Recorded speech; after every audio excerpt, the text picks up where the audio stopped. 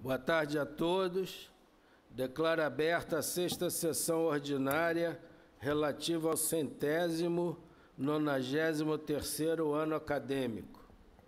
Ao corpo acadêmico está em discussão as atas dos dias 31 de março e 7 de abril de 2022, que foram enviadas pelo correio, pelo e-mail. Se alguém tiver alguma correção ou comentário, por favor, esse é o momento.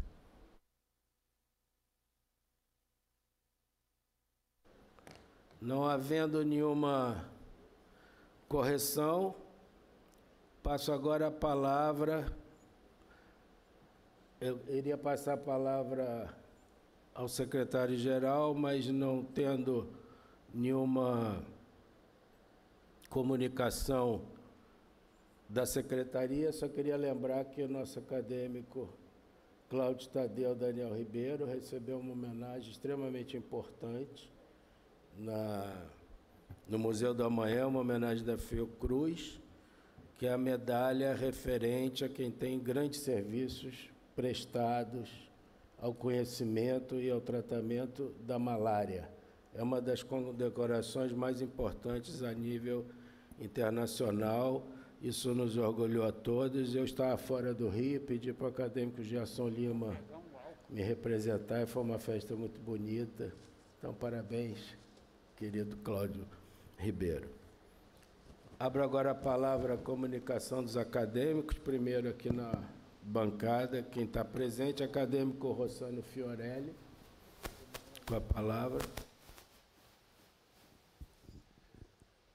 Excelentíssimo presidente da academia, acadêmico Francisco Sampaio, excelentíssimos demais acadêmicos, convidados, pedi a palavra para informar que no último 10 de abril foi comemorado o aniversário de 110 anos da Escola de Medicina e Cirurgia da Universidade Federal do Estado do Rio de Janeiro, quarta escola de medicina mais antiga do país. Durante o evento, foi ministrada uma conferência sobre a história da Escola de Medicina e Cirurgia pelo professor titular, professor Agostinho Ascensão, e o ponto mais alto da festa foi a homenagem da Escola de Medicina aos seus professores eméritos, 5 deles pertencentes ao quadro da Academia Nacional de Medicina. Foram homenageados professor Carlos Gesta, professor emérito acadêmico Carlos Gesta, professor emérito Omar da Rosa Santos, professor emérito Mário Correia Lima, professor emérito Carlos Alberto Basílio de Oliveira e professor emérito e ex-reitor da universidade, professor Pietro Novelino. Na ocasião, foram entregues placas e a diretora da Escola de Medicina, na ausência do professor Novelino por problemas particulares, pediu que passasse às suas mãos a sua placa comemorativa que diz homenagem ao professor emérito, professor Dr. Pietro Novelino, por sua dedicação ao ensino médico e ao desenvolvimento da Escola de Medicina e Cirurgia da Universidade Federal do Estado do Rio de Janeiro, 10 de abril de 2022. Então, passo as mãos à homenagem da Escola de Medicina ao professor Novelino. Muito bem. Obrigado, Parabéns. presidente. Obrigado, acadêmico Rossano Fiorelli.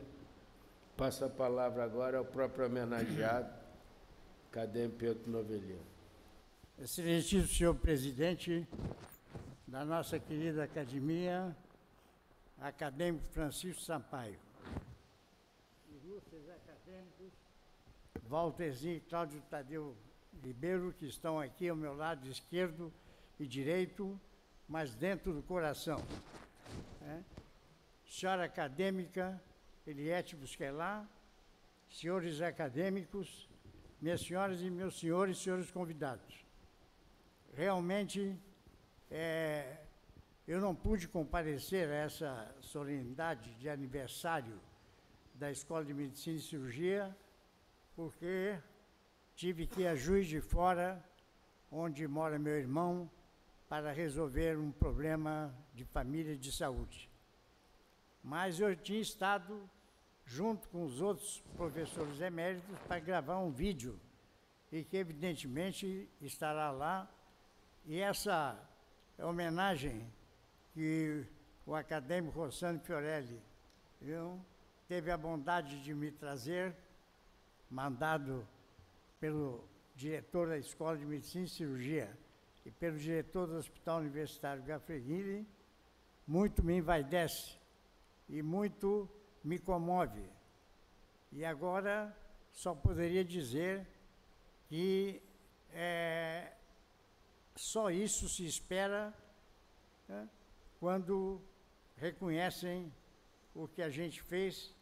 É uma alegria enorme, é uma honra das maiores. Eu agradeço ao acadêmico Rossano Fiorelli por trazer esta lembrança que ficará dentro do meu coração. É uma coisa muito, hoje, comum falar em coração, né?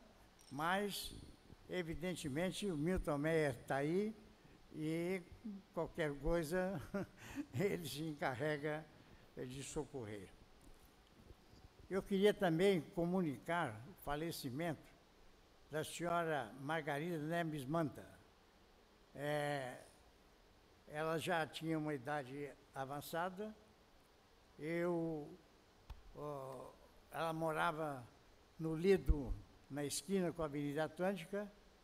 Eu tive a oportunidade de várias vezes de ir àquela casa comer um frango assado que o professor e ex-presidente Neves Manta providenciava por toda vez que nós íamos à sua casa. De maneira que, além disso, a Margarida era uma pessoa, tinha um gênio forte, mas era uma pessoa afável e sempre se honrava com qualquer solenidade na academia. Muito obrigado, senhor presidente. Obrigado.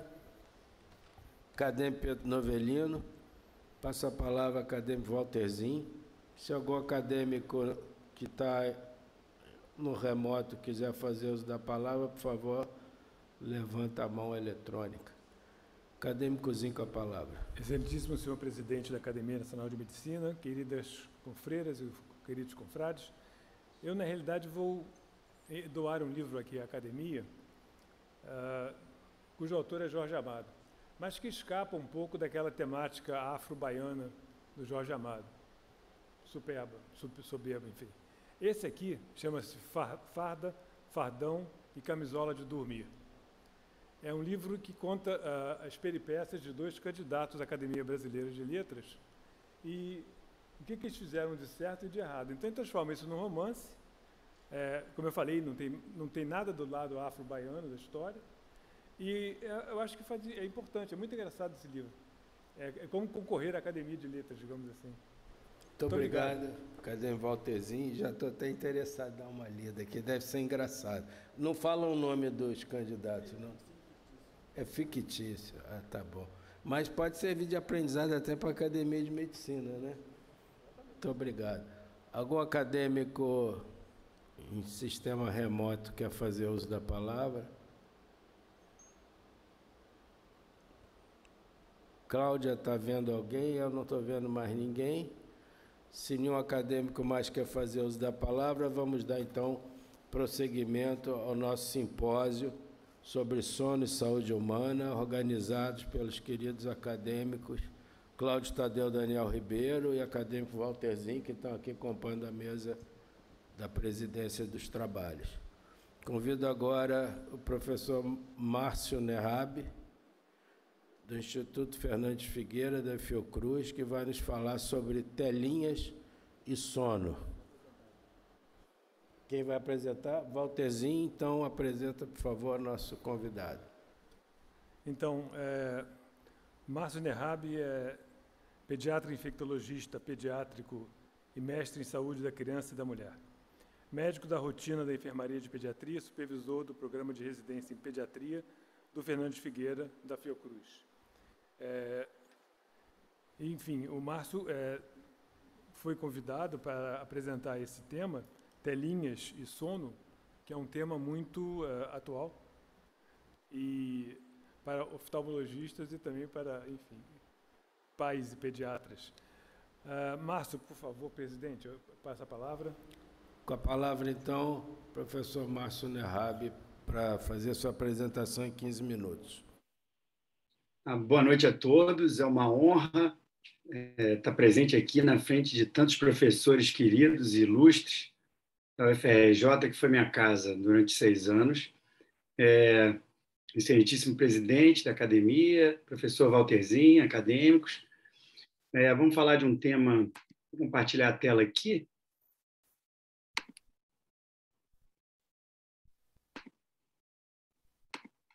Os senhores estão vendo? Sim. Estão me ouvindo? Sim, sim. Sim. Então, mais uma vez, uma honra participar do evento na academia. Telinhas e sono, então, será que éramos felizes nessa pintura, né? Hoje a gente sai, às vezes, para jantar e vê as pessoas, cada uma na sua telinha, no seu celular, né? Antigamente, a gente tinha livros, jornais, enfim, outros tempos. Então, para começo de conversa, citando uma meta-análise publicada no JAMA Pediatrics em 2016, foi a primeira meta-análise que avaliou sono e tecnologias associadas à tela. Quando a gente fala telinhas, a gente está falando sobre telas em celulares, tablets, computadores, televisão. E o sono é crucial para o desenvolvimento de crianças fisicamente e psicologicamente saudáveis.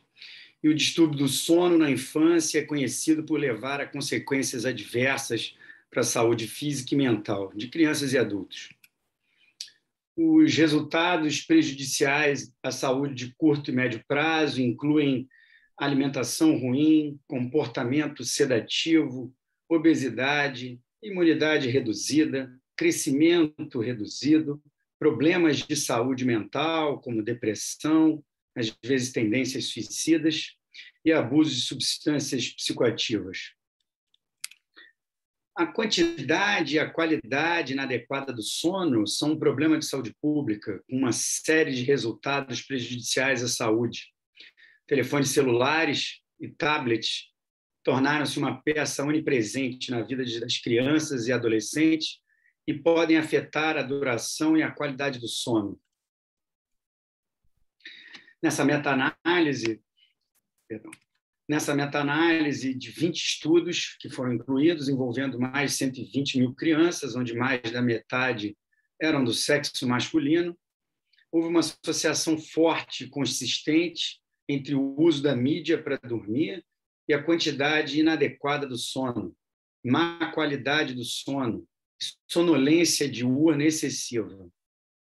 Além disso, as crianças que tiveram acesso, mas não utilizaram dispositivos de mídia à noite, apresentaram maior probabilidade de inadequação, tanto na quantidade do sono, na sua qualidade e na sonolência diurna. O acesso às telas na hora de dormir foi significativamente associado à quantidade inadequada de sono, à má qualidade e à sonolência excessiva. É necessária uma abordagem integrada entre professores, profissionais de saúde e pais para minimizar o acesso a telas na hora de dormir. E pesquisas futuras são necessárias para avaliar o impacto da higiene do sono e nos seus resultados. Isso em 2016. De lá para cá, a gente continua vivendo a famosa evolução tecnológica. Então, nas últimas décadas, uma grande mudança no estilo de vida ocorreu devido à incorporação do uso de telas no cotidiano das pessoas. A mídia eletrônica tornou-se uma parte central da vida dos jovens e as crianças de hoje estão crescendo cercadas por dispositivos de todo tipo, tanto telas de celulares, tablets, televisão, computadores. Diversos estudos demonstram que a maioria das crianças, mesmo a partir dos 4 meses de idade, tem experiência com o uso de dispositivos de mídia eletrônica, embora o consumo de mídia eletrônica seja maior entre adolescentes. Land et al. Também, nessa meta-análise mais recente de 2021, que incluiu as outras faixas etárias que não somente a faixa etária de adolescentes, mostrou que as telas tornaram-se parte integrante do ambiente de desenvolvimento infantil e um modo predominante de comunicação entre os adolescentes. Embora a tela seja amplamente aceita e acessível no ambiente doméstico, ainda há apenas uma compreensão limitada de como o acesso e uso da mídia podem afetar os padrões de sono de crianças e adolescentes. A tecnologia está em constante evolução e a forma como os dispositivos de mídia eletrônica são usados na vida cotidiana pode mudar ao longo do tempo. Um forte indício disso é a evolução das mídias sociais. Antigamente usava-se o Orkut, depois passou-se ao Facebook, agora o Instagram e, mais recentemente, o TikTok. Embora as revisões sistemáticas e meta-análises anteriores tenham estabelecido uma correlação entre o uso da mídia e o sono, é crucial que a pesquisa aborde continuamente os processos de uso de tecnologia e mídia e suas implicações nos padrões de sono de crianças e adolescentes. Portanto, são necessárias revisões que incluam os mais novos tipos de dispositivos de mídia eletrônica e tendências tecnológicas. Além disso, as revisões anteriores sobre esse assunto se concentram principalmente em um grupo-alvo pediátrico mais velho, que é o grupo de adolescentes, e há conhecimento limitado sobre a evidência do uso de tela e o impacto do sono entre pré-escolares.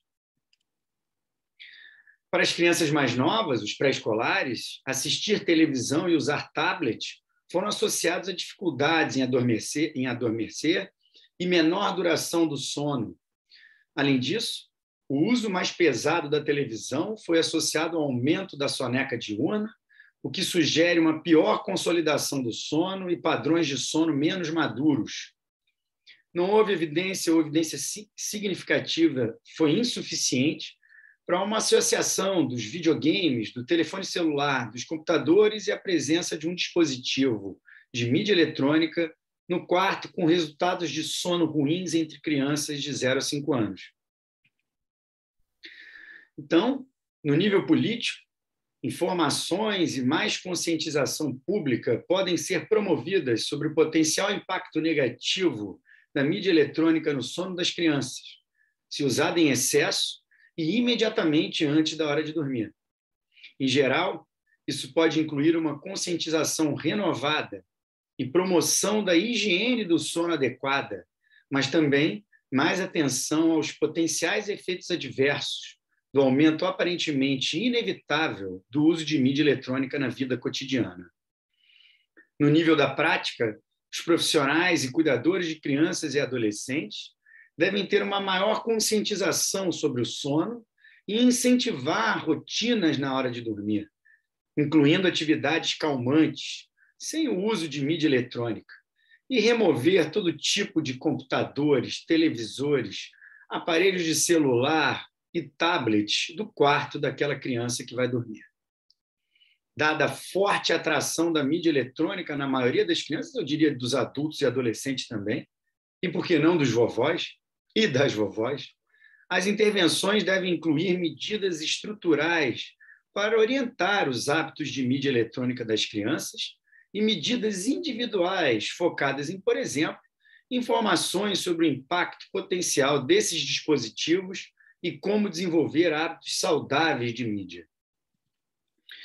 Eu fiz uma enquete na minha página do Instagram, eu tenho aproximadamente uns 3.000 seguidores, que na verdade são muito mais clientes que gostam muito de informação. Agora a gente se informa cada vez mais através das mídias sociais, e eu fiz uma pergunta simples, que não tem o menor valor científico, mas eu achei interessante trazer para a discussão, se o seu filho dorme o tempo recomendado para a sua idade. E, surpreendentemente, quase 80%, foram mais de 500 respostas, disseram que sim, 21% não. Eu também perguntei se o filho vê tela antes de dormir. Mais ou menos 60% dizem que não, disseram que não. E se sabe qual é o conteúdo do que o seu filho assiste na tela isso foi gratificante, porque pelo menos a maioria dos respondedores, quase que 100% mães, disseram que sim, pelo menos elas sabem o que essas crianças estão assistindo na telinha.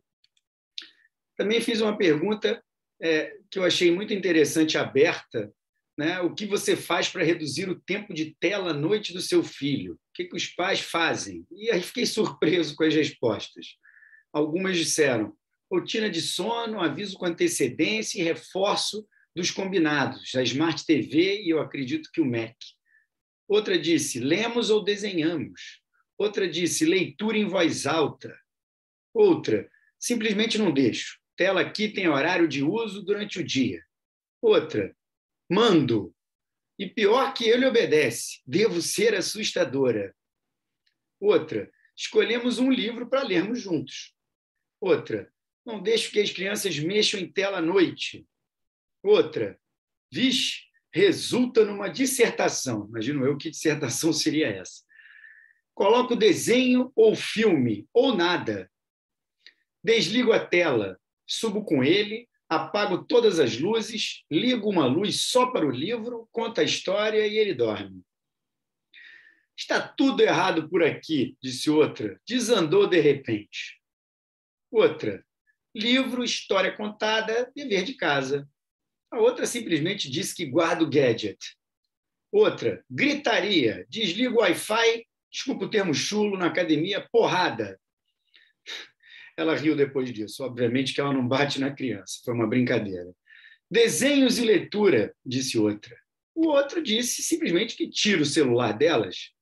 Outra: brincadeiras ao ar livre e jogos. Outra: rotina sempre foi cama às 7h30, no máximo, livros, legos, materiais de desenho, sempre disponíveis. O outro: levo meu celular para carregar no meu quarto.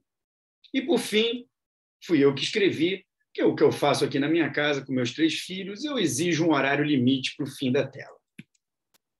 Enfim, bons sonhos para todos. Espero que a discussão seja acalorada sobre esse tema que perpassa por todos nós, pais, mães, avós, profissionais de saúde, pediatras e cuidadores. E que toda a literatura tem dito é que o ideal que sejam feitas atividades como estão nessas fotos, onde exista uma interação saudável, de preferência sem utilização de eletricidade, o que a minha avó sempre fazia para mim, que era ler histórias, assim como minha mãe e meu pai também.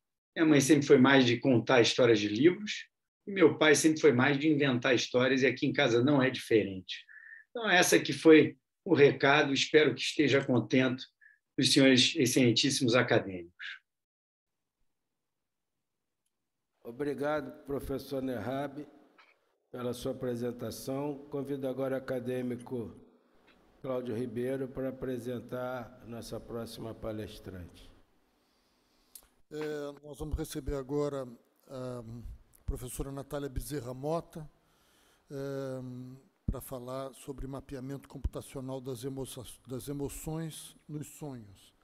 A professora Mota é psiquiatra, neurocientista com doutorado e pós-doutorado em neurociências. Ela foi pioneira no campo da psiquiatria computacional e ela foi citada pela revista Nature em 2018 como uma das 10 carreiras inspiradoras, em 2019, perdão. E ela é atualmente professora no IPUB e na Universidade Federal do Rio de Janeiro. Professora Natália, com a palavra. Olá a todos. É um prazer, eu saúdo a mesa, no presidente e os acadêmicos da mesa. Vou tirar minha máscara, peço licença. É um grande prazer estar aqui com vocês hoje. Estamos conectando aqui no Zoom.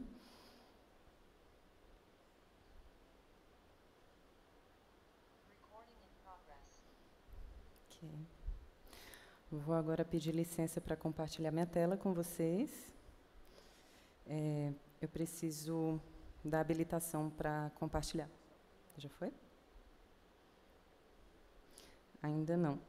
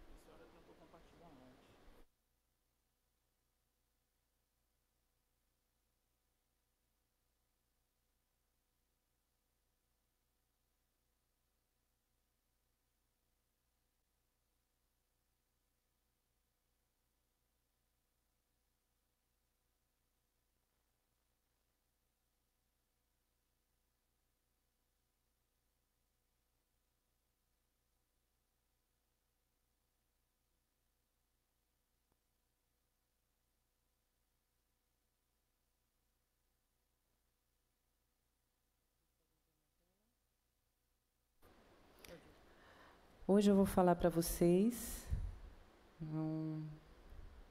Hoje eu vou falar para vocês sobre mapeamento computacional de sonhos. Esse trabalho foi desenvolvido durante o meu doutorado e também durante o pós-doutorado. Eu vou iniciar comentando sobre teorias mais atuais sobre a função dos sonhos. Depois eu vou passar a comentar 2 trabalhos, um trabalho realizado durante a pandemia do Covid-19 e um trabalho sobre sonhos em laboratório, utilizando técnicas de análise computacional do discurso para avaliar componentes na linguagem. A primeira pergunta é: por que sonhamos? Bem parecido com a aula que vimos do professor Geraldo, é importante a gente saber a função dos mecanismos fisiológicos para entendermos como que a gente pode utilizar isso na nossa prática clínica.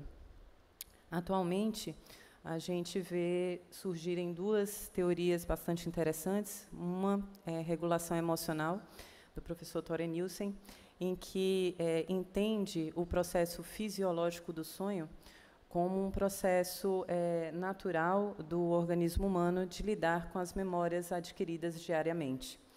Essas memórias, elas têm componentes semânticos que são aprendizados, mas também componentes emocionais muito importantes, que podem impactar o aprendizado desses componentes semânticos. Dessa maneira, durante o dia a dia, a gente vai adquirindo memórias que podem ser mais ou menos traumáticas, e durante o sonho, nesse processo de ressignificação, a gente teria uma atenuação desse processo emocional, de forma que a gente consiga relembrar dos eventos que aconteceram, por mais traumáticos que sejam, sem ter toda a descarga adrenérgica fisiológica relacionada ao excesso emocional. Outras teorias falam dos sonhos como mecanismos de aprendizado importantes do ponto de vista ecológico para o primato humano. São teorias do professor Antti Revonsuul, que veem o sonho como um simulador de realidade virtual. Esse simulador ele seria ativado de maneira que permitisse a produção de novos comportamentos para uma função ecológica. Dessa forma, seria importante em situações de ameaça à sobrevivência, como situações de guerras ou situações pandêmicas, como a gente viveu recentemente, ou em situações mais tranquilas, seriam importantes o treino de habilidades sociais, quando você não está sentindo uma pressão de sobrevivência, mas sentindo a necessidade constante que temos, como primatas extremamente sociais que somos, de treinar novas habilidades. Dessa maneira, eu passo para o estudo 1, que foi realizado durante a pandemia do Covid-19. Para esse estudo, a gente estava desenvolvendo um aplicativo em smartphones para fazer estudos de forma remota e adquirir relatos orais em diferentes condições. Dentro desse protocolo, havia uma pergunta sobre sonhos, que é uma pergunta extremamente informativa sobre esses aspectos, e também imagens de conteúdo afetivo positivo, que permitia que o sujeito fosse acessado à distância. E, a partir desses relatos que eram gravados e transcritos, a gente pode fazer análises computacionais para observar a organização mental através da trajetória de palavras, analisada por meio da teoria de grafos, assim como perceber a proporção de palavras reconhecidamente como conteúdos emocionais, e também comparar esses conteúdos semânticos de maneira automatizada a partir da co-ocorrência de palavras num grande léxico. No caso, a gente usou um corpus do Wikipédia em português. E, então, como eu mencionei a vocês, a gente já tinha iniciado esse estudo para outros fins no final de 2019, no período de setembro a novembro de 2019, testando esse aplicativo em sujeitos saudáveis, sem sintomas ou sofrimento mental. Quando iniciou a pandemia, então a gente convidou novamente esses mesmos sujeitos a continuarem nos relatando os sonhos no período agudo do início da pandemia, de março a abril. E, nesses relatos, a gente observou não apenas a quantidade, a organização desses relatos, mas o conteúdo emocional, a proporção de palavras emocionais positivas e negativas, e também a similaridade desses relatos de sonhos com termos como contaminação e limpeza, para ver, dentro da teoria, se essa ameaça pandêmica haveria penetrado esse universo onírico. O que a gente observou, em linhas gerais, foi que, no momento agudo do primeiro mês da pandemia, esses relatos se tornaram mais ricos, com maior número de palavras, a estrutura não foi modificada, aumentando a proporção de palavras, de conteúdos de raiva e tristeza, e a similaridade desses sonhos com conteúdos pandêmicos, como contaminação e limpeza.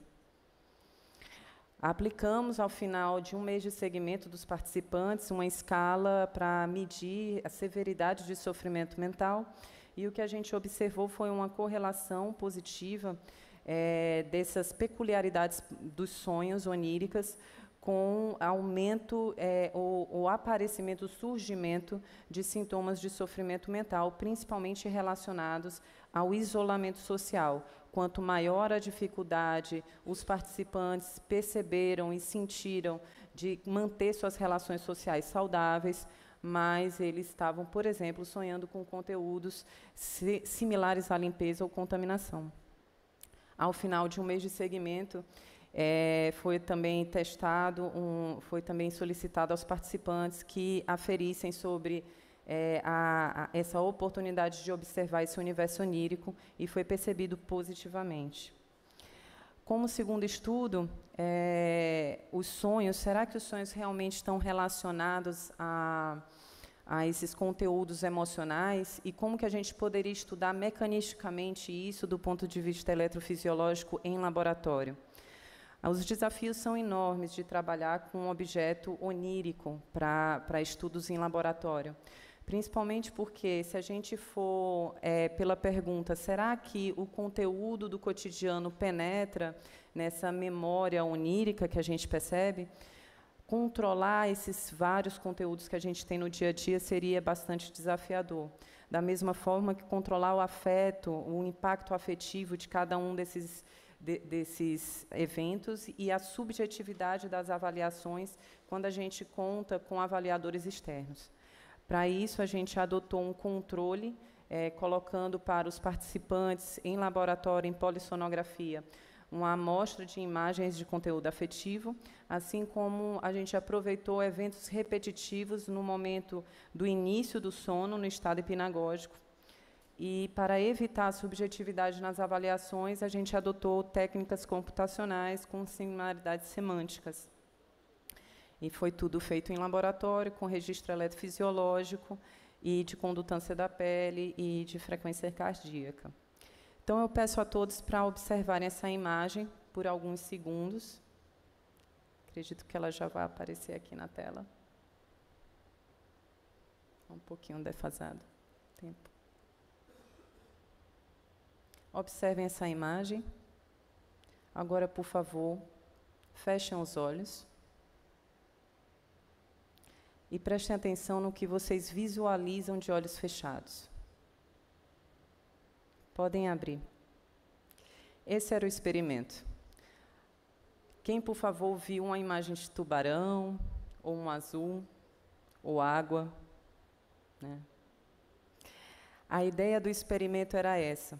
A gente mostrava uma imagem de conteúdo afetivo impactante, como, por exemplo, uma imagem de um predador natural, e pedia para o sujeito nos relatar o que ele tinha acabado de ver, com olhos abertos. Então, a gente solicitava ao sujeito para tentar dormir, enquanto ele estava sendo registrado eletrofisiologicamente, e a gente acordava ele, ou no estado de vigília, de olhos fechados, ou na primeira fase do sono, N1, ou no N2.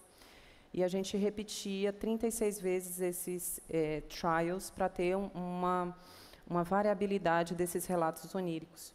E daí o sujeito, então, era solicitado a relatar o que ele tinha visto durante esse tempo de olhos fechados, e a gente, então, fazia uma análise de similaridade semântica entre esse relato da vigília, de olhos abertos, e o relato da visualização no momento dos olhos fechados. O que a gente percebeu, a gente também solicitava aos sujeitos para darem uma valência, uma nota de valência afetiva para essas imagens, tanto as imagens vistas de olhos abertos quanto de olhos fechados. Ao longo dos experimentos, o que a gente viu é que, tanto durante a vigília quanto nos estados de sono estudados, a gente percebe que tem um aumento dessa penetrância do componente semântico, ou seja, uma similaridade entre os relatos, independente do estado onírico. No entanto, quando a gente compara as notas dadas de valência afetiva, a gente percebe que elas vão decaindo de acordo com o estado do sono, principalmente no estado N2, em que a gente percebe um decaimento dessa similaridade afetiva entre as imagens, quando comparadas a experimentos randômicos. Da mesma forma, quanto mais tempo o sujeito ficava de olhos fechados, maior a penetrância desse conteúdo semântico na imagem onírica. No entanto, menor era a nota de valência, a correspondência da valência afetiva, mostrando que, ao mesmo tempo que tinha uma correspondência semântica, essa afetividade tendia à neutralidade. Então, nesses gráficos, vocês podem ver que nas barras brancas são as notas afetivas das imagens de olhos abertos, que foram, por experimento, controladas pelo afeto. No entanto, as imagens visualizadas de olhos fechados tendem à neutralidade e perdem o seu ranking durante o estado N2. Como correlatos eletrofisiológicos, a gente vê principalmente a potência θ, principalmente corresponde numa correlação negativa e distribuída principalmente nas regiões temporais, bilateralmente, como se estivessem atrapalhando essa penetrância semântica. Ou seja, quanto mais θ a gente observa, menos essa correspondência semântica aparece na imagem onírica. No entanto, quando a gente olha para a correspondência afetiva, o que a gente vê que parece estar contribuindo para essa atenuação do afeto, também parece ser a mesma faixa de frequência θ, mas também amplamente distribuída no cérebro. Ou seja, em breves palavras, ao se ver um tubarão, a gente fecha os olhos e é invadido por imagens randômicas associadas com ele, enquanto o nosso cérebro vai atenuando esse tubarão, tornando ele cada vez mais palatável para a nossa experiência. Uma forma de digerir os nossos traumas. Conclusão, os sonhos parecem, sim, refletir as memórias diárias de conteúdos e emoções. Pode ser um aspecto importante para a gente entender a saúde mental e do ponto de vista do impacto do sono, das privações do sono em saúde mental. E métodos computacionais podem ser eficientes para a gente investigar medidas tão difíceis pela subjetividade. Gostaria de agradecer a todos os meus colaboradores e, principalmente, as minhas colegas do meu grupo SciGirls, que somos um grupo de mulheres na ciência, que nos apoiamos mutuamente para continuar nesse exercício. Obrigada. Muito obrigado, professora Natália Bezerra Mota, pela excelente palestra de lavra própria. Convido agora o acadêmico Cláudio Tadeu Daniel Ribeiro para apresentar nossa próxima palestrante. É um prazer para nós recebermos aqui hoje a doutora Carla Lírio Martins. Eu aprendi que não passa para o feminino. Ela é assim, uma senhora brigadeiro médico, uma das duas únicas oficiais generais do país. Ela trabalha na Diretoria de Saúde da Aeronáutica, tem pós-graduação em Vigilância Sanitária e Epidemiológica, especialização em hematologia e hemoterapia. E vai nos falar sobre rápidas mudanças de fuso horário e o sono. Doutora Carla. Boa noite a todos. Senhor presidente da Academia Nacional de Medicina, doutor Francisco Sampaio, em nome de quem cumprimento os ilustres acadêmicos, palestrantes e participantes. Agradeço imensamente a oportunidade de participar de um evento desse alto nível. Especialmente agradeço ao doutor Cláudio Tadeu e ao doutor Walter Kishniewski, meu diretor de saúde, pelo honroso convite. Antes de iniciar as minhas palavras, eu gostaria também de externar a minha preocupação e de fazer uma pergunta à doutora Natália. Eu fechei os olhos frente ao tubarão. Não sei se por conta da luminosidade aqui presente, mas eu não enxerguei nada. E eu gostaria de saber se isso em algum momento foi mapeado e se tem algum significado clínico com o qual eu devo me preocupar. Porque a minha imagem ficou escura, na segunda vez que apareceu o tubarão na tela, eu fechei os olhos novamente e nada aconteceu. Doutora Natália, por favor, depois a senhora me diga se isso é uma situação normal. Então, mais uma vez, uma ótima noite aos senhores. Eu peço licença, vou compartilhar aqui a minha apresentação a respeito da síndrome de desincronização. Deixa eu ver aqui.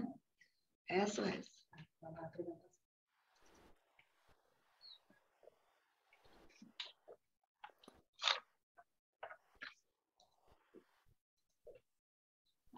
Então, o tema de hoje da minha palestra é a respeito das rápidas mudanças de fuso horário e do sono. Na verdade, o sonho de voar, ele perpassa o imaginário humano desde o início da humanidade. Isso veio da Grécia, isso passou por Leonardo da Vinci e se concretizou, finalmente, quando Santos Dumont, em 1906, pousou com seu 14 bis nos solos de Paris. E a partir do século XX, particularmente com os grandes conflitos mundiais, houve uma evolução tecnológica muito grande, não só na aviação militar, mas também na aviação civil. E isso permitiu com que as distâncias fossem reduzidas e também que fosse reduzido o tempo de voo sem escalas. É claro que o ambiente aeroespacial é um ambiente inóspito, e isso pode gerar uma série de alterações fisiológicas, e inclusive a efeitos adversos à saúde, como, por exemplo, hipobarismo, hipóxia, desidratação, em decorrência da baixa umidade do ar, a trombose do viajante, que é muito frequente, a fadiga da viagem, ao barotrauma e também a síndrome de desincronização, ou jet lag, como é mais comumente conhecido. Todas essas alterações, elas deram origem a uma parte da medicina chamada medicina aeroespacial, na qual eu também sou especializada. No início eu não falei, mas eu fui médica de esquadrão de caça, logo que eu ingressei na Força Aérea Brasileira, há 31 anos atrás. Em virtude das minhas missões, passei muito tempo na área tática operacional e experimentei, nem todos, mas muitas dessas alterações. E eu deixo aqui uma pergunta.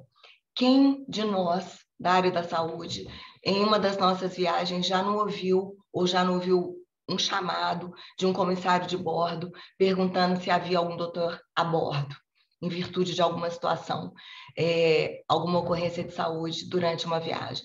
Portanto, é interessante trazer esse tema à tona, porque ele é muito próximo de nós, de todos nós. O jet lag nada mais é do que um termo utilizado para definir um conjunto de sintomas que resultam das alterações dos padrões rítmicos naturais, quando são rapidamente cruzados os fusos horários. A passagem por esses fusos, ela rompe, principalmente por mais de 2 fusos, rompe os ritmos naturais do corpo, ultrapassando, então, a sua capacidade para se reajustar às mudanças. É claro que é uma alteração temporária, mas pode gerar uma série de sinais e sintomas. E ela ocorre principalmente nas viagens transmeridionais. particularmente mais significativo na viagem do oeste para o leste. Os sintomas eles são mais percebidos nesses casos. O rompimento, então, desse ciclo dormir-despertar gera um cansaço e alteração em processos orgânicos, como na temperatura, na secreção de hormônios. Para cada fuso que o indivíduo cruza durante uma viagem, leva-se cerca de um dia para ajustar-se ao novo ambiente. É uma alteração temporária, mas que gera profundas manifestações físicas, porque há uma alteração no ritmo circadiano. O nosso corpo ele dispõe de um relógio natural, que fica localizado no sistema nervoso central. E esse relógio natural, biológico, ele é estimulado por fatores externos, como luz, escuridão, temperatura e até pelo relógio do pulso. E o nosso corpo ele funciona num ritmo de 24 horas, com a secreção de inúmeros hormônios, cortisol, serotonina, e especificamente também mais relacionada ao distúrbio do sono, da melatonina, porque ela estimular a sua produção e a sua secreção são estimuladas com a escuridão. E a secreção ela cessa em vigência da luz. Sendo assim, esse relógio ele determina a nossa pronta resposta, o nosso estado de vigília, o funcionamento, a nosso tônus e força muscular, e a nossa disposição para enfrentar o dia. A síndrome do jet lag ela é mais incomum ou menos percebida em crianças e adolescentes, mas à medida que a idade avança, portanto, principalmente em adultos acima de 50 anos, ela é mais evidente. E ela pode gerar uma série de consequências, como, por exemplo, a perda da eficiência no trabalho, a alteração nas férias, a alteração ou o decréscimo da presença em atividades culturais, científicas e diplomáticas e também no resultado de competições esportivas. Portanto, o que a gente observa é que muitas vezes em vigência de Copa do Mundo, em competições esportivas, os atletas eles costumam chegar com antecedência de alguns dias. E a prevalência é muito alta, porque os efeitos eles podem ser percebidos em mais de 50%, não só dos passageiros, mas também dos tripulantes. E quais são os sintomas? O sintoma mais importante, mais comum, é a insônia. Mas também estão presentes a fadiga, sensação de cansaço, cefaleia, indisposição geral, distúrbios gastrointestinais como diarreia, náusea, alteração do apetite, distúrbios de humor como irritabilidade e redução da performance mental, com dificuldades de memória, de concentração, lapsos de atenção e até desorientação.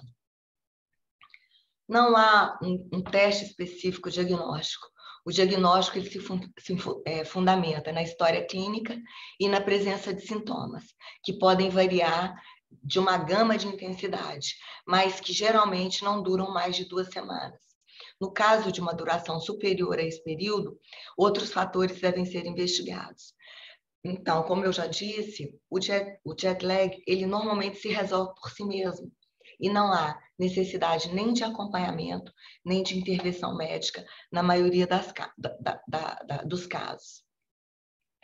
O tratamento, a condição dessa alteração, ela se baseia na terapia de ajustamento comportamental, principalmente com a terapia de exposição à luz ambiente, à luz natural, principalmente, com medidas relativas à alimentação, à boa hidratação, evitando sempre bebidas alcoólicas e estimulantes, como cafeína, como o uso de chás, mantendo uma atividade física regular, de preferência ao ar livre, e ainda com a cronoterapia, ou adiantando ou antecipando o horário do início do sono.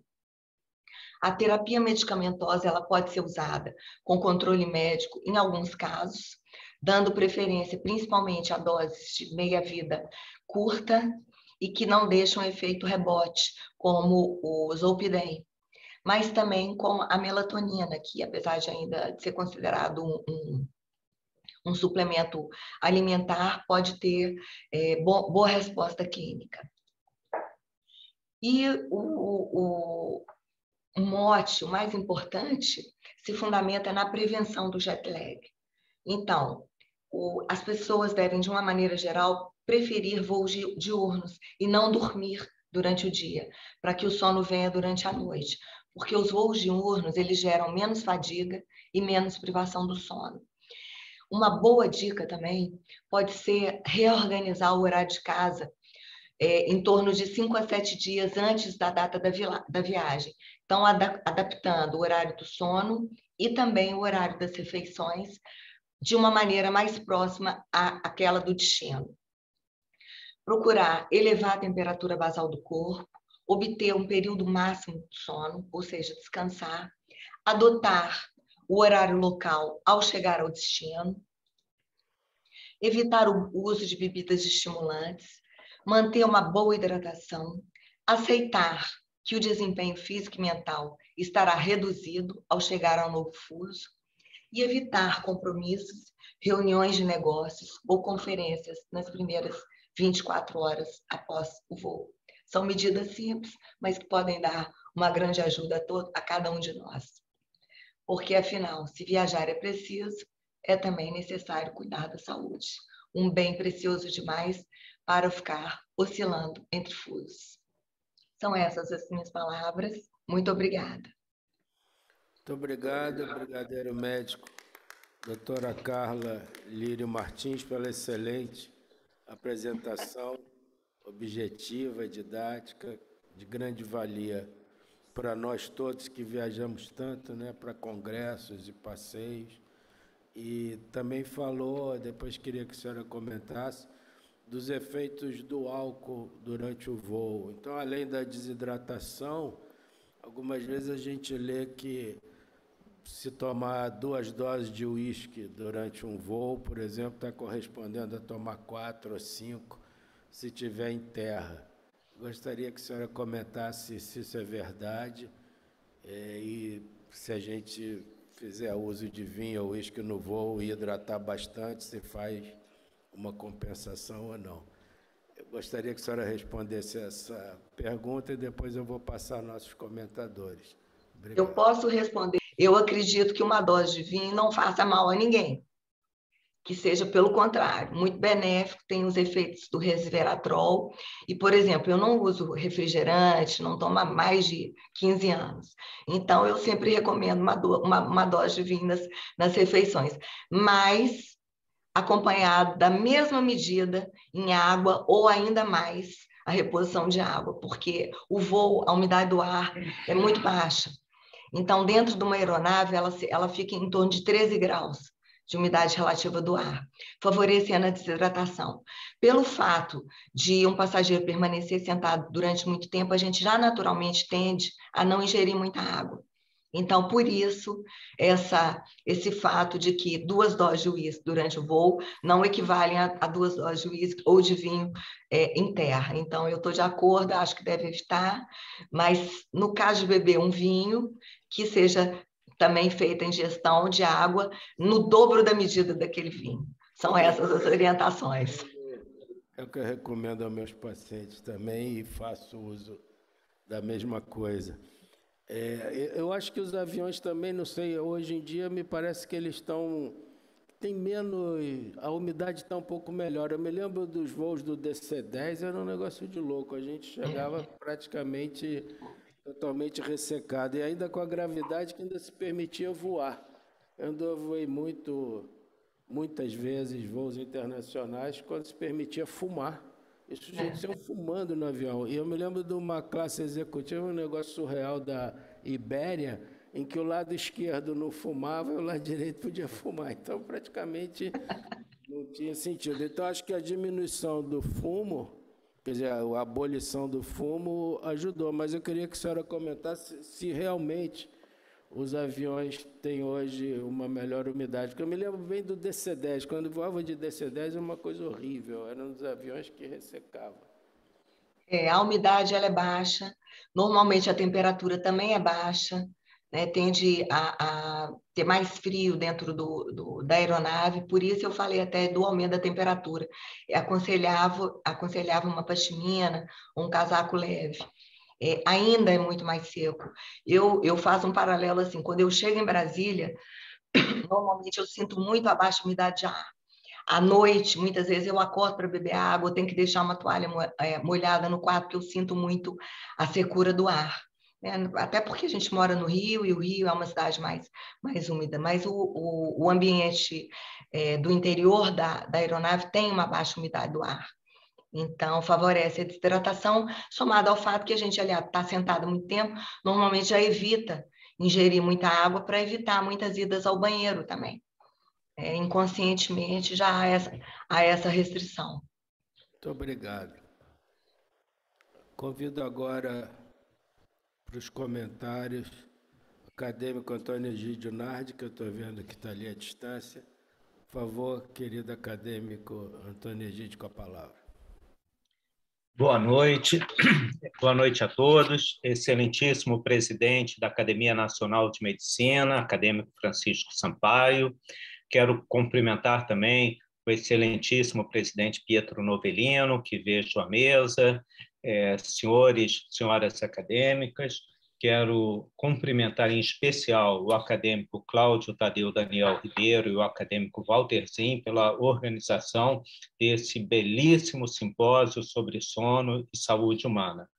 Agradeço muito o convite, o honroso convite de poder fazer alguns comentários, algumas ideias em relação ao sono e à nossa saúde. Primeiro, em relação à apresentação do professor Márcio Nerhabi. É realmente muito interessante a apresentação dele, porque nós sabemos que hoje a maior causa de insônia é a telinha, seja do celular, do computador, do iPad, sem dúvida, as mídias sociais, os jogos eletrônicos e a pornografia são motivos de insônia. Nós temos vários pacientes que ficam viciados em jogos, em mídias sociais, e seja pela luz ou pelas informações constantes, eles acabam tendo dificuldades para dormir ou trocam o dia pela noite. Isso já, assim, caracteriza algo que eu julgo muito importante. A humanidade mudou, a nossa realidade mudou com o mundo digital. Isso já ocorreu em outras épocas históricas, quando, por exemplo, chegou a imprensa, só como um exemplo, quando Gutenberg desenvolveu a imprensa, ocorria também, começou a ocorrer mais insônia, porque as pessoas começaram a ler à noite. E havia até uma ideia que a memória seria prejudicada porque tudo estaria nos livros e não precisaríamos mais memorizar histórias e poemas e tudo que nós sabemos, porque o livro prejudicaria a nossa memória. E hoje nós sabemos que isso não é verdade. Assim, quando chegou o carro com o motor a combustão, isso acabou trazendo mais problemas cardiovasculares, porque as pessoas começaram a andar menos. Mas isso também, hoje nós sabemos que as pessoas podem fazer atividade física e o carro faz parte do nosso cotidiano. A luz elétrica trocou muito o nosso padrão de sono. Então, eu acho que o que nós estamos precisando, professor Márcio, depois quero ouvir a sua opinião, é de realmente termos novas regras para a higiene do sono. O senhor fez uma enquete informal, sem nenhuma pretensão científica, mas muito interessante. Agora, o que mais me surpreendeu na enquete foi a alta taxa de mães que sabem onde seus filhos estão na internet. É claro que grande parte, se não todas essas mães, estão sendo enganadas pelos seus filhos. E isso eu não tenho dúvida. Nem eu. Então, essas mães estão iludidas. Perguntar quantas mães estão iludidas, 100% das mães estão iludidas, porque ninguém sabe aonde um adolescente, uma criança está na internet. É impossível saber.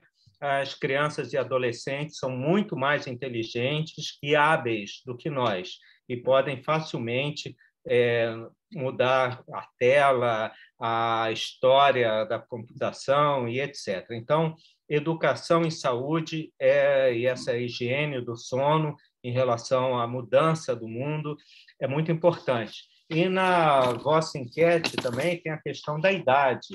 Eu acho que esse é outro fator importante. Quanto menor a idade, maior a facilidade da mãe de controlar a criança, e quanto maior a idade, os pais, nós, vamos perdendo a capacidade de controlar.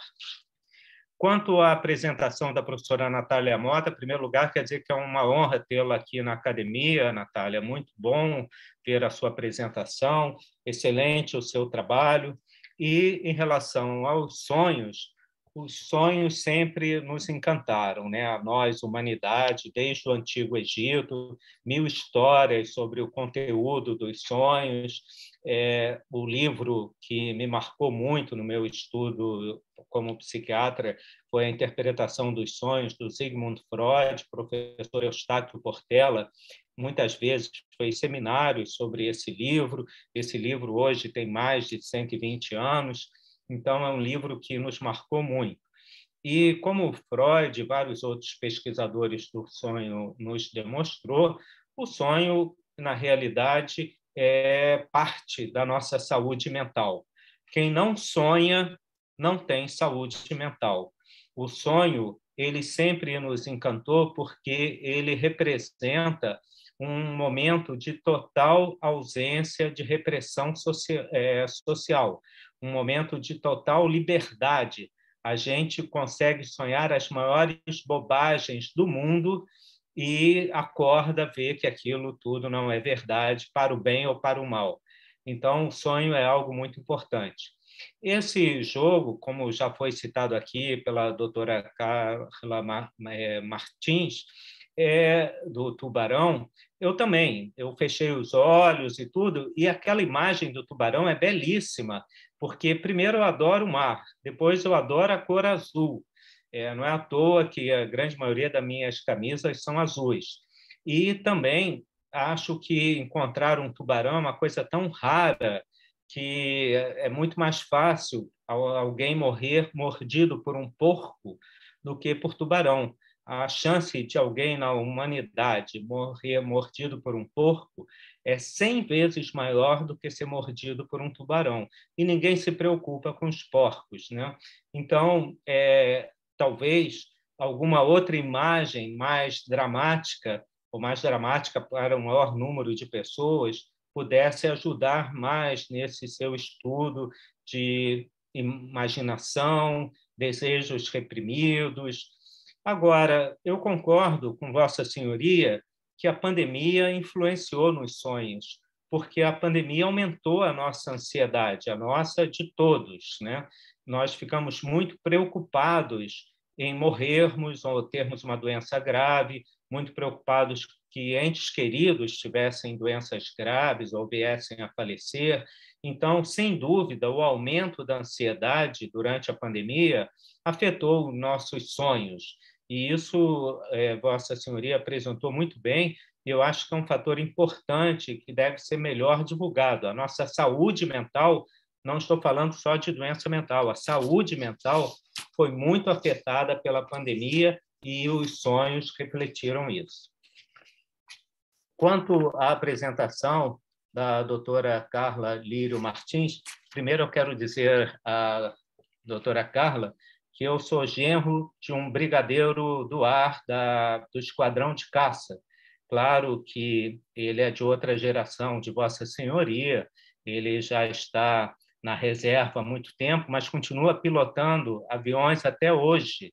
Até hoje, a família não consegue com que ele não pilote pequenos aviões e ele continua voando por aí.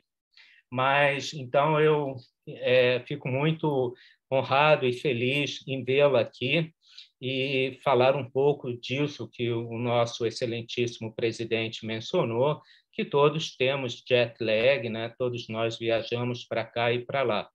O que eu faço para atenuar o meu jet lag, doutora Carla, é colocar meu relógio já no horário de onde eu vou antes de ir para o aeroporto, às vezes até horas antes de ir, e tentar mais ou menos me comportar dentro do novo horário.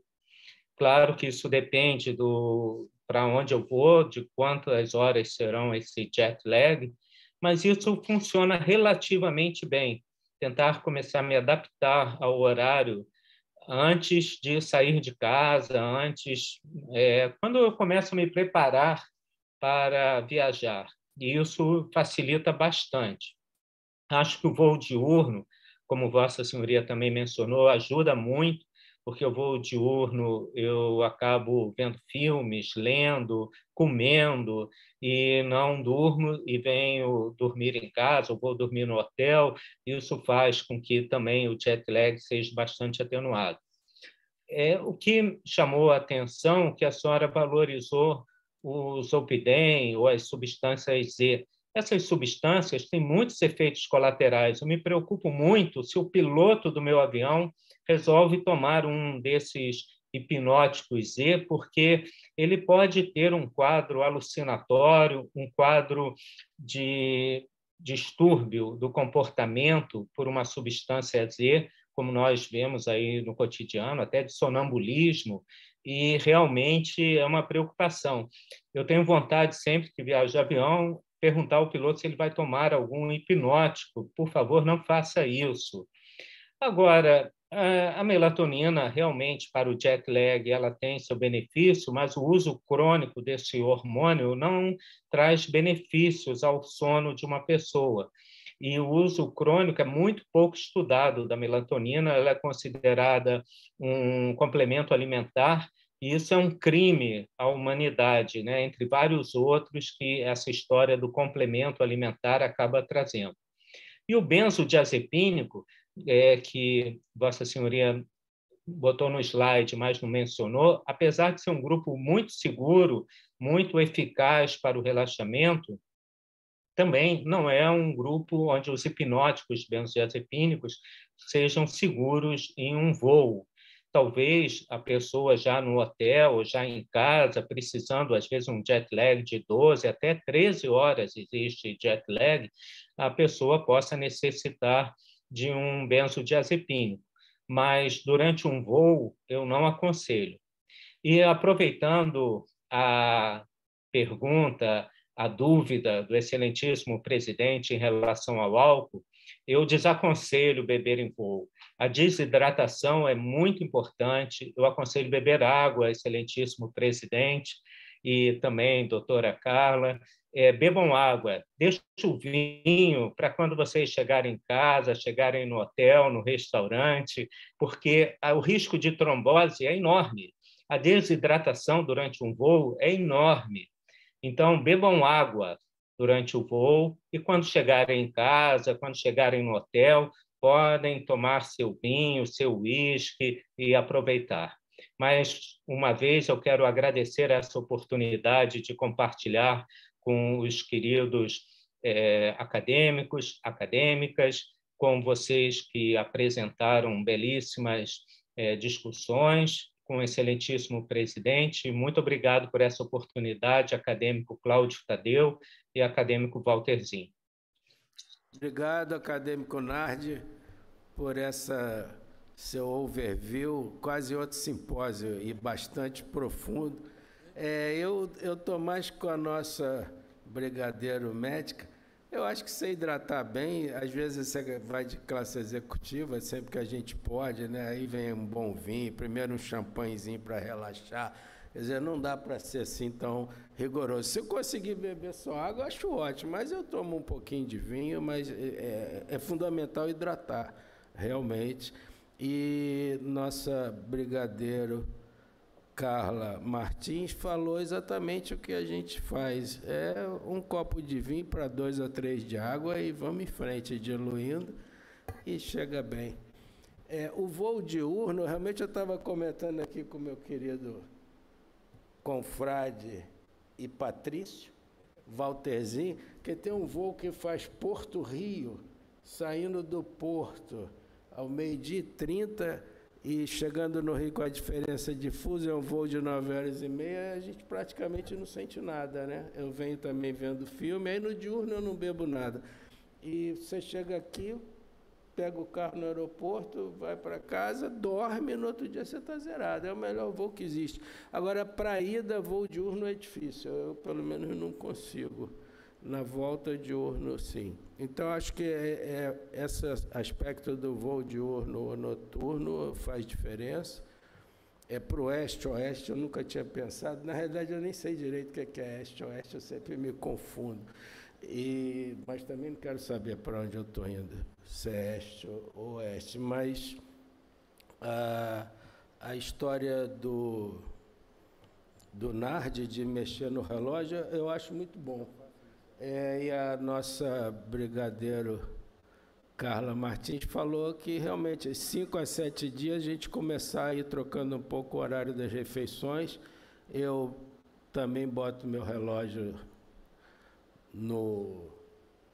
na hora da onde eu vou chegar, isso ajuda. E eu, assim, só por curiosidade para os nossos amigos, o nosso querido Fernando Vaz, eu viajei muitas vezes com ele para os congressos de urologia, ele usava 2 relógios, um em cada pulso, um com a hora do Brasil e outro com a hora do local onde ele estava. Então, acho que isso deve ter deixado ele completamente zureta em termos de jet lag, né? Porque ele não sabia para qual olhava, ele não devia se acostumar nunca, né? Ele devia ir e voltar sem saber qual era o horário. Então, o Fernando Vaz, acho que ele está aqui na sala, não sei se ele está ouvindo, mas Fernando, então não usa mais os 2 relógios, que vai complicar.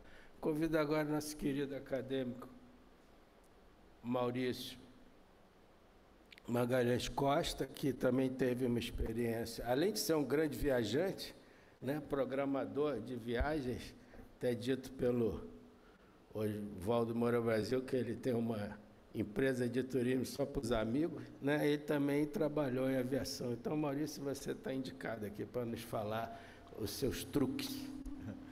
Boa noite, excelentíssimo presidente Francisco Sampaio, presidente Pedro Novelino. Parabenizo mais uma vez o acadêmico Cláudio Tadeu e Walterzinho pela iniciativa desse simpósio muito interessante. Boa noite a todos os acadêmicos, convidados.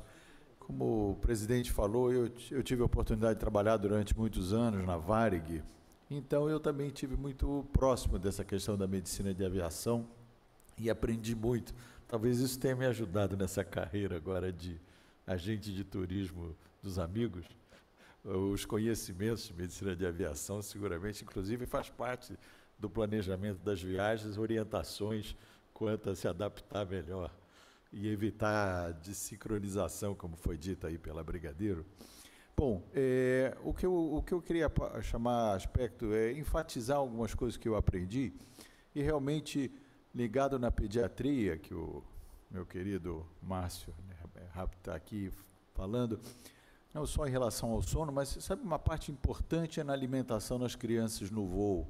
E era uma coisa que ele sempre orientava, procurar não acordar a criança para comer, porque aquela quantidade de crianças que vomitam depois que comem, esses distúrbios gastrointestinais, então, a criança, se ela puder já entrar no avião alimentada e procurar alimentá-la da menor maneira possível, e logo, claro, que chegar ao destino, alimentá-la, porque a quantidade de crianças que comem e acabam, por esses fatores todos foram mostrados aqui, tendo vômitos durante o voo, nós todos já fomos muitas vezes pegos com a má surpresa de ver uma criança perto vomitando perto de você. Então, isso é uma coisa que eles sempre orientavam, procurar também regularizar. Quando eu viajava com meus filhos pequenos, a gente ia jantar no aeroporto, chegava no aeroporto, jantava, e aí pronto, já entrava no voo, eles já dormiam, e com isso nós prevenimos seguramente muito desses problemas em relação. Quanto como a Brigadeiro falou, e como eu era médico da Varig, viajava frequentemente nos aviões da Varig, era muito comum ser chamado para atender, e a maioria desses atendimentos eram por alcoólatras, alcoólatras não, embriagados. Por quê? Pela maior sensibilização. E eu concordo plenamente com o acadêmico Nardi, eu acho que é uma coisa assim, para um bom voo, principalmente para quem tem ressaca, que tem todos aqueles efeitos da bebida, eles são potencializados no voo. Então, realmente, se você tem tendência a ter alguma indisposição com bebida, é desejável evitar, porque realmente a possibilidade disso acontecer é muito grande, e a maioria desses pacientes que passam, pessoas que passam mal em voo, são devido ao uso abusivo das bebidas alcoólicas, tanto é que hoje em dia eles procuram, eles já avisam que vão restringir, e realmente os pacientes que estão um pouco alterados, eles param de servir, porque a possibilidade de mal-estar é muito grande. Um outro aspecto que é interessante, é claro que nós que somos viajantes eventuais, nós procuramos usar todos esses recursos para se adaptar rapidamente, para evitar ao máximo esse jet lag, e isso que a Brigadeiro falou, do lado leste e do oeste, isso é científico, e se dá porque o nosso organismo ele está no horário do local, e quando você tende a ir para o oeste, e como o fator que estimula e que altera o ciclo circadiano mais evidente é a luz solar, é a iluminação. Então, quando você vai para o lado oeste e você fica com o seu, aí naturalmente você ainda está com o seu ciclo circadiano biológico, esses fenômenos, você tende a fazer esses estímulos numa fase mais como você ganha tempo, você anda para frente no tempo, você entra na hora do que você teria mesmo um estímulo maior. Então, acaba que essa adaptação é melhor quando vem para o lado oeste. E eu queria dar aqui um testemunho interessante, é que como eu fui muitas vezes a Los Angeles, onde havia uma base de tripulantes da Varig que faziam o voo Los Angeles-Tóquio, que é um voo que tem, na verdade, uma diferença de fuso horário de 16 horas, porque, na verdade, o tempo conta numa direção inversa. Então, eu tinha um comandante, que era muito nosso amigo, nós hospedávamos na casa dele, ele ia para Los Angeles, ele chegava em Los Angeles em Tóquio às 10 da manhã, que era às 5 da tarde em Los Angeles ainda. Eram 6 da tarde quando eu chegava lá às 10 da manhã.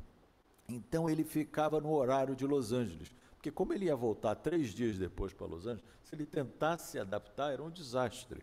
Então, ele chegava lá às 10 da manhã, aí ele estava no horário das 5 da tarde, aí ele ia, tomava um banho, jantava e dormia. Aí ele dormia, quando ele acordava mais ou menos às 10 da noite, que estava no início do horário, aí que ele ia tomar café da manhã, e aí ele passava a noite fazendo ginástica na academia. Então ele tinha um horário todo ao contrário. Aí de manhã ele saía como se fosse à tarde, porque já era o horário de 4, aí a hora que ele saía, no dia seguinte de manhã, ele saía para fazer um passeio em Tóquio. Quando ele voltava para Los Angeles, ele estava absolutamente dentro do horário. Então, a maioria dos tripulantes tomavam esse tipo de cuidado. E só para finalizar, eu queria fazer um comentário com o Brigadeiro, que uma coisa que eu via muito, até como ginecologista e médico das comissárias, era irregularidade menstrual, e era o efeito também dos ciclos circadianos. Então, eu queria que a Brigadeiro pudesse fazer algum comentário sobre isso, porque era um fato muito comum, que essa oscilação do ciclo, ainda mais que elas viajavam uma semana para a Europa, na semana seguinte iam para Los Angeles, depois voltavam para a Europa, faziam todas essas variações, isso acabava levando a uma alteração nesses picos hormonais do LH e do FSH, e era muito comum a irregularidade menstrual entre as comissárias, e se a senhora pudesse fazer algum comentário, e mais uma vez eu agradeço a oportunidade, a gentileza do convite, espero que eu tenha contribuído de alguma maneira e parabenizar pelo excelente simpósio. Muito obrigado. Muito bom. Cadê Maurício Magalhães? Agora volta a palavra para a nossa brigadeiro médica, Carla Martins, que pela sua simpatia e conhecimento já dominou completamente, né? Todo mundo se dirige à nossa brigadeira. Bom, então eu vou responder a pergunta, mas antes eu vou me dirigir ao doutor Nardi. O uso de medicamentos, ele nunca deve ser indicado durante o voo, mas sim como tratamento, porque o jet lag, ele se apresenta logo no primeiro ou no segundo dia após a chegada ao destino.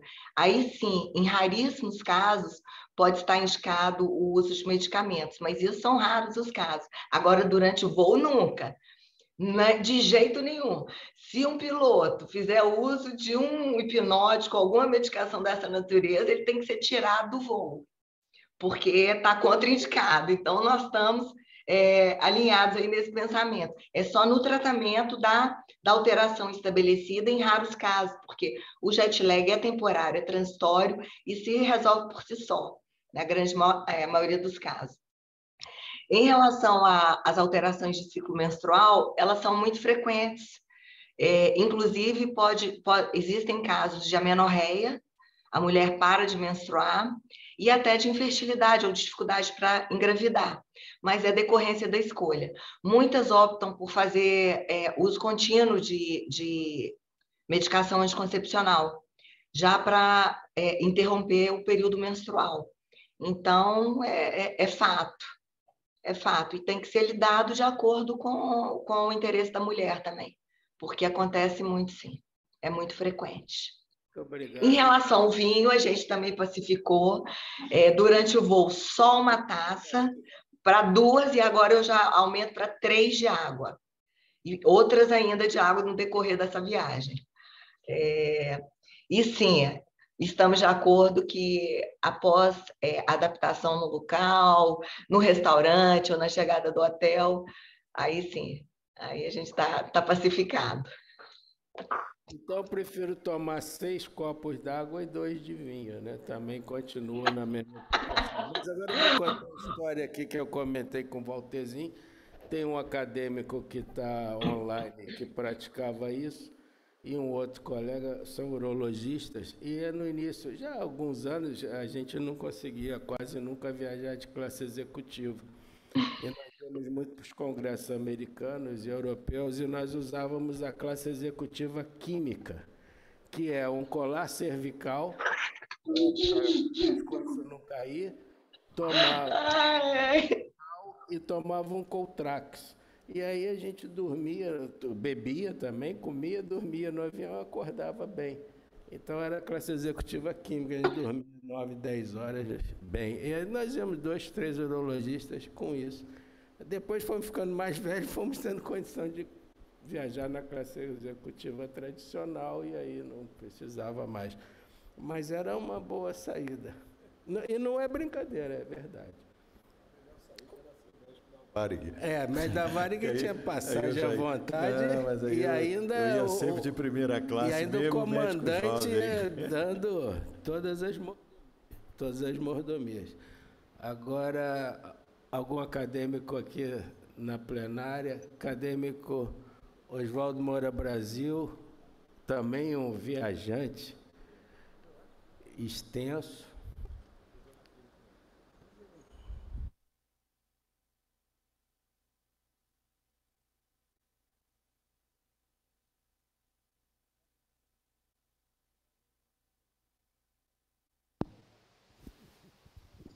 Excelentíssimo presidente, Francisco Sampaio, presidente Novelino, os organizadores, Cláudio e Walter, parabéns pela excelente tarde e noite. Não, o que eu queria falar, bom, também agradecendo a MMC Tours, Maurício Magalhães Costa Tours, não é, que é realmente hoje quem organiza toda a nossa vida internacional, não é? Mas eram duas coisas. Uma era assim, uma contribuição à apresentação do professor Nerhab, que é a gente acrescentar, como oftalmologista, hoje as evidências científicas todas muito bem documentadas de aumento e aparecimento de miopia com o uso de equipamentos de telefone, principalmente, que a distância é muito pequena, tanto que a Sociedade Americana de Pediatria hoje criou normas que até 2 anos nenhuma criança deve ver em nenhum momento telefone celular, de 2 a 5, no máximo 1 hora por dia, de 5 a 12, no máximo 2 horas, e depois as crianças que se virem com os pais. Mas, quer dizer, hoje realmente isso é muito conhecido. Então, também isso pode ser, junto com o sono, também explicar às mães e tudo desse risco importante a doutora Andréa Zin, esposa de Walter Zin, hoje que é chefe lá da pediatria lá do nosso grupo, poderia até um dia trazer para a gente aqui essas estatísticas, esses quadros que hoje são bem definidos. E o outro seria assim uma pergunta para o brigadeiro, doutora Carla, sobre os efeitos, assim, se existe uma compensação com o tempo dos profissionais de aeronáutica, quer dizer, os comandantes, as comissárias que fazem isso frequentemente, se com o correr do tempo existe algum mecanismo de compensação, e dos efeitos colaterais, por exemplo, se são reversíveis na medida que diminuem a sua capacidade de voo e tudo, como isso funciona na vida prática. Muito obrigado. Obrigado, acadêmico Oswaldo Moura Brasil. Excelente contribuição da miopia e excelente pergunta. Doutora... Então, doutor, normalmente os efeitos, mesmo os tardios, tendem a desaparecer com a medida que se encerre o jet lag. Ou seja, à medida que o corpo normalmente se adapte àquele ritmo, as alterações elas tendem a desaparecer, sim. E existe também uma tolerância natural. A gente vai ficando mais acostumado, mais tolerante, como tudo na vida, né? Isso ocorre, sim, com os pilotos, com os tripulantes, mas não com os viajantes eventuais. Mas a tolerância, ela acontece à medida que... quanto mais difícil a guerra, mais fácil... mais difícil o treino, mais fácil a guerra. É mais fácil a luta. E é exatamente isso. Então, quanto mais voos, o organismo vai se adaptando e tende a ter uma tolerância e os efeitos são menores, ou menos perceptíveis. Obrigado, doutora Carla. Acadêmico Walterzinho com a palavra. Eu gostaria de parabenizar todos os palestrantes, foram muito interessantes as palestras. Eu tenho alguns comentários e algumas perguntas para fazer também.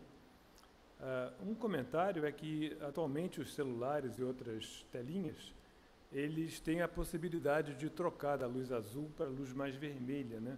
O espectro mais vermelho que facilita o sono.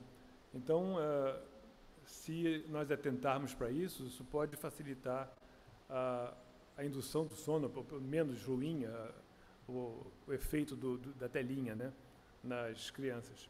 E nós também, claro. Os chineses já têm um abajur, que eles vendem muito barato, que tem a luz vermelha, a luz azul e a mistura de azul com vermelho. Então, a pessoa pode ir migrando do azul até chegar no vermelho, mais quente, né, em vez da luz fria, na sua mesinha de cabeceira. É uma coisa muito prática para induzir o sono mais rapidamente. Então, era esse comentário que eu tinha para fazer. O acadêmico Moura Brasil já falou da miopia, eu ia comentar também. E agora tem uma pergunta para a Natália. Por acaso, naqueles estudos do tubarão, né, e outras figuras, foi feita uma avaliação psiquiátrica dos participantes, porque o professor Egídio, por exemplo, ele tem imagens panicogênicas e imagens não panicogênicas. Ele estuda o pânico apresentando imagens diferentes, né? Então, essa era a pergunta, se a pessoa foi avaliada do ponto de vista psiquiátrico antes de ver o tubarão, senão já se assusta mais do que um não pânico, né? E agora, vamos passar do ar para o mar, que eu também, como o acadêmico Egídio, eu adoro mar, e passar do avião para o submarino. Porque não parece não, mas o submarino também é um problema não de ritmo circadiano, mas eu peguei, há 2 dias atrás, me chegou uma revista, Journal of Applied Physiology, em que eles fazem um estudo de sono em tripulantes de submarinos, obviamente da Marinha de Guerra, né? E nesse caso aqui foi usado um submarino holandês, que ficou 57 dias submerso. E a história era o seguinte, eles dividiram a tripulação em 2 grupos. Um trabalhava de 0 às 6 horas, dormia, se quisesse, de 6 às 12, trabalhava de 12 às 18 e dormia, se quisesse, de 18 às 24. O grupo B dormia de 0 às 6, trabalhava de 6 às 12, de 12 às 18 aí podia dormir, e trabalhava de novo de 18 às 24. Eu só não entendi por que eles usaram só um N inferior a 10. O submarino desse tem marinheiro à beça. Mas, enfim, o N é pequeno, tá, do trabalho.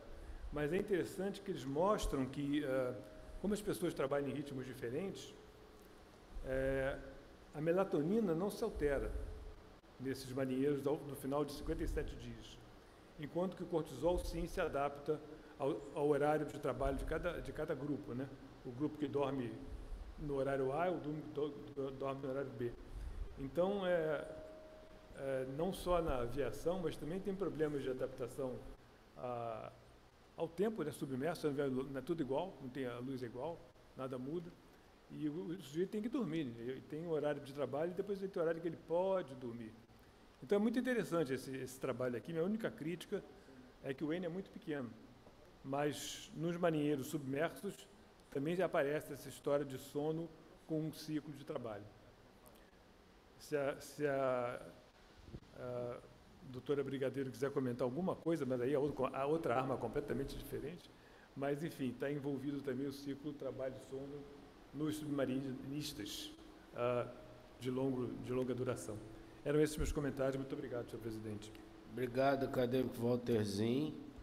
Então, doutora Natália Mota, quiser falar, sua resposta ao comentário. Obrigada, professor, pela pergunta.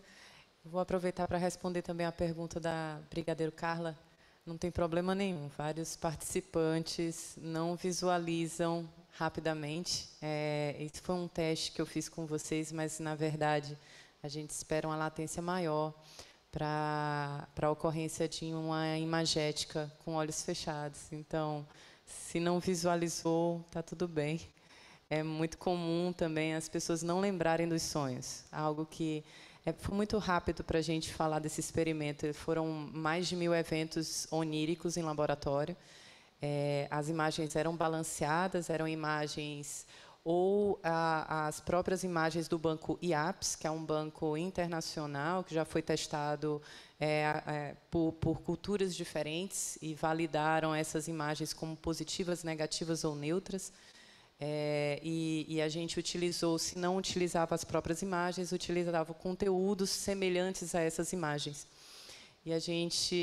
E continuando com sua pergunta, professor, a gente também fazia uma avaliação psiquiátrica prévia, mais como uma entrevista mesmo de rastreio, para identificar sinais e sintomas, ou história, ou uso de substâncias psicotrópicas. E tudo isso era controlado e evitado, na verdade. Todos os participantes, eles não tinham sintomatologia, nem história de sintomatologia, nem haviam feito qualquer uso de medicamentos psicoativos para tratamento. No caso da pergunta do professor Enardi, realmente as imagens como tubarão, assim como o senhor comentou, é positivo e tem uma ampla variabilidade entre essas notas de valência afetiva e imagens de predadores, né? Algo que a gente aprendeu ali na prática, demonstrando cobras, tubarões, aranhas, podem ser extremamente negativos para algumas pessoas e bem positivos para outras pessoas por associação a outras situações, como o senhor bem citou, né? Tubarão me lembra mar. Mar é algo positivo para mim. Mas, no entanto, a gente utilizava imagens que, dentro do banco, que eram bem mais impactantes.